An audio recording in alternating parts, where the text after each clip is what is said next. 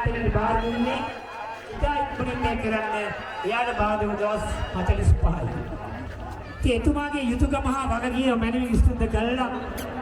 මෙන්න මේ සුනිල් මහත්මයාගේ ආරාධනය දෙපිරිහෙලා පිරි අරගෙන එයත් බයෙන් මේ වැඩේට අත ගැහුවා.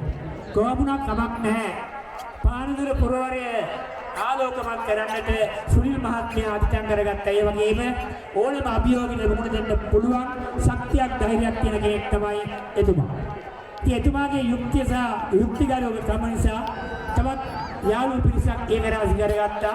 අපේ අමරසිංහ මුදලාලි මහත්මයා එතුමාගේ පුත්‍රරත්නය එවැගේ අනිත් අයත් ඒක රාශි කරගෙන සමස්ත වෙළඳ ප්‍රජාව ඒක රාශි කරගෙන තමයි මේ කටයුත්ත කළේ.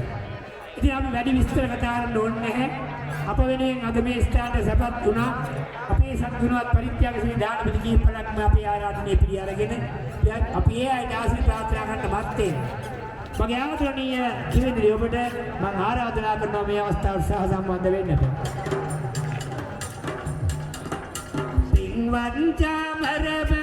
පින්වත් චාමර කරුණන් තියනවා ඔබට කියන්න.